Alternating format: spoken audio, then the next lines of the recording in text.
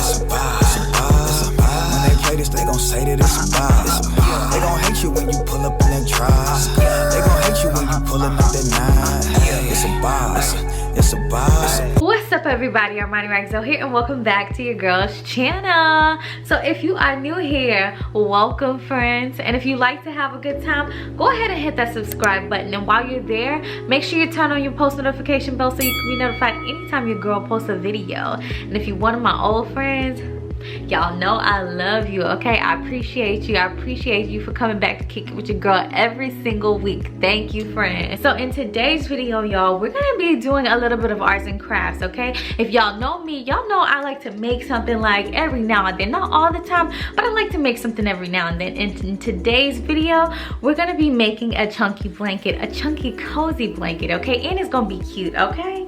We can't be making no ugly stuff. We're gonna be making cute things today, okay? Are you ready, kids? Aye, aye, Captain. Okay, so boom, let me tell you what all you need. So you need yourself, you need some yarn, whatever color yarn you want. Just make sure it's chunky yarn. What is it called? I think it's like Chanel yarn or something like that. Not like literally the brand Chanel, but like thick chunky yarn like this. And you need your hands, and that's honestly really it. You only need those three things. We're not bringing anything else into the equation. You just basically need your hands. And if you need to borrow somebody else's hands, feel free to do that, okay? Because sometimes you need a little bit of help, okay? If you can't do it by yourself, ask a friend to help you, okay?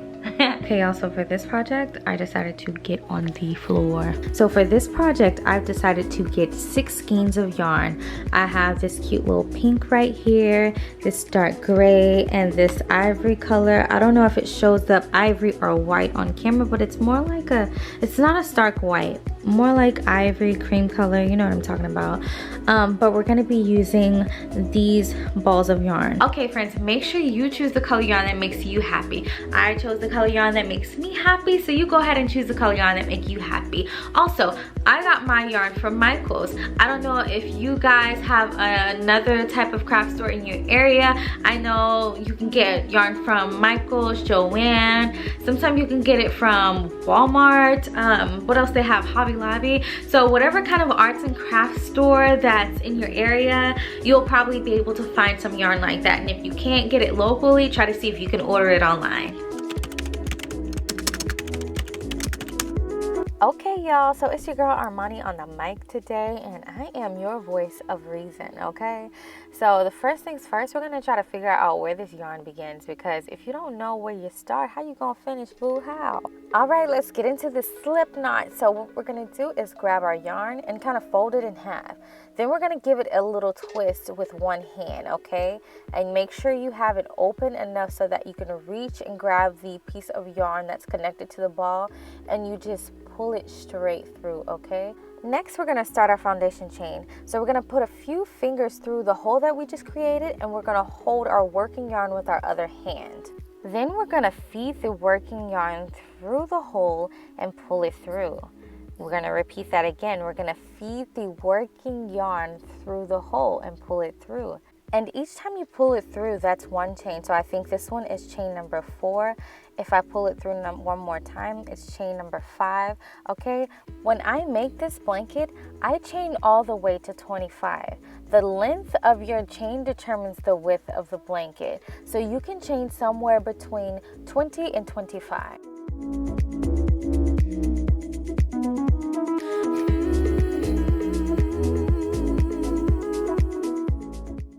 So now that we are finished with the foundation chain, I am going to be laying it on the floor. I'm also going to be doing one more chain, which will be chain number 26, and it will start our next row. So right now I'm just angling my yarn so that I can know that this is going to be part of the next row. I'm moving my working yarn to the other side, and I'm going to be pulling that working yarn through the next loop, okay? And then I go to the one after that, and I pull the working yarn through that again. And I just keep following down the chain until I reach the end.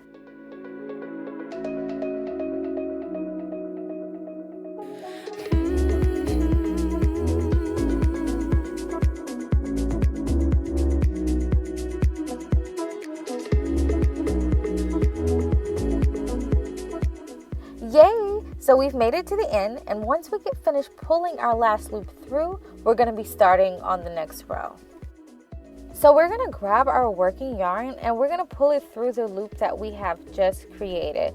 So we're going to go ahead and pull that straight through, and that's going to start our new row. Now I'm going to move my working yarn to the other side because that's the way we're going to be going.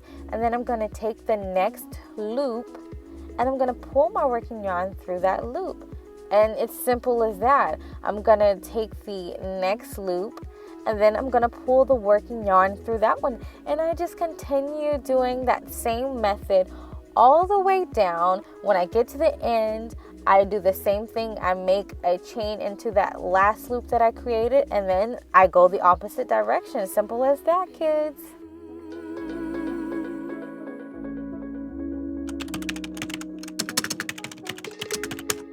Hey y'all, so it's the next day. I started working on this blanket like around 9 p.m. and y'all, I had to go to work the next morning, so I kind of just quit and I just resumed the next day.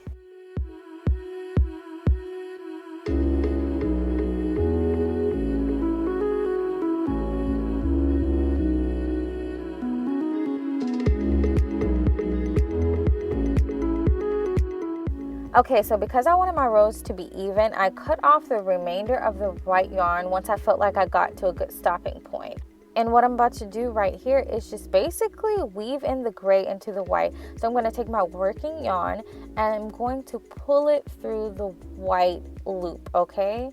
And then right here, I'm just kind of tying the end very loosely because I just don't want to pull the gray part out too much and I don't want it to slide out. And then we're just going to continue to do the same method that we've done the entire blanket. We're going to keep pulling the working yarn through the next loop.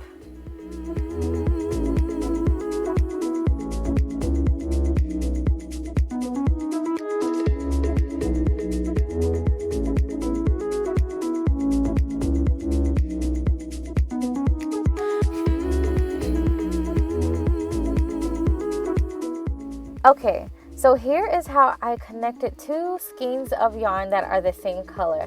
I literally just tied it in a knot. That's it. Just a regular knot, okay? When you're doing this, just make sure the knot is really tight because you don't want it to come loose while you're using it. And then there are going to be two little end pieces on the side, but that is okay. We're going to take our trusty but never dusty scissors and we're just going to snip those ends off. After that, just make sure you tighten the yarn a little bit tighter because we don't want it to just accidentally like slip off. And then basically continue finishing the blanket. Just continue to weave it in and it will literally blend seamlessly.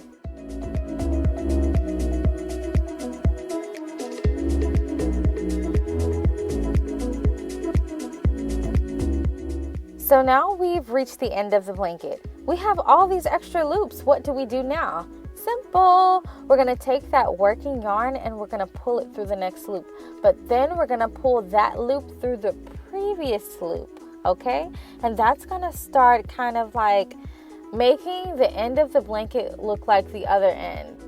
So we're just going to take the loop that we created and pull it through the previous loop, okay? So work that working yarn through the next loop and then pull that loop through the previous loop. You just continue that method until you reach the end. Okay, y'all, so we finally made it to the end of the blanket, and here's what we do. We take our working yarn and we pull it through the very last loop that we've created. Make sure you pull it tight because we're going to create a knot, okay? Then you take your scissors and we're not going to cut close to the knot. We're going to cut far away from the knot. We're going to leave enough yarn so that we can work the yarn through the blanket. It's gonna be weaved in seamlessly. You're not gonna even know that it's there.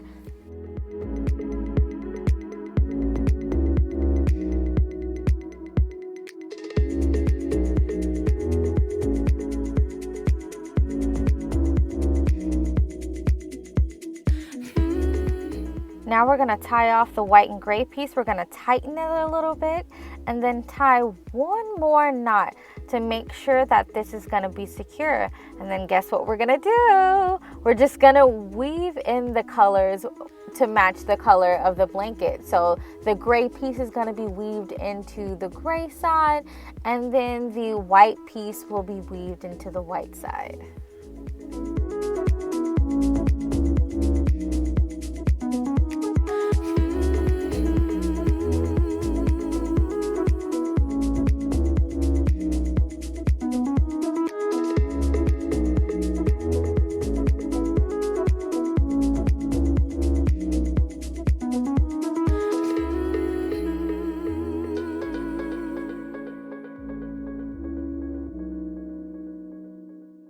Same thing applies to the white and pink side. We're just going to go ahead and weave that on in. I realized whenever I was editing this video that I didn't show myself weaving in the beginning of the chain when we started, that little remainder piece. Just go ahead and weave it in just like you're weaving in everything else. If you have any loose ends, just go ahead and weave it into the correct color of the blanket.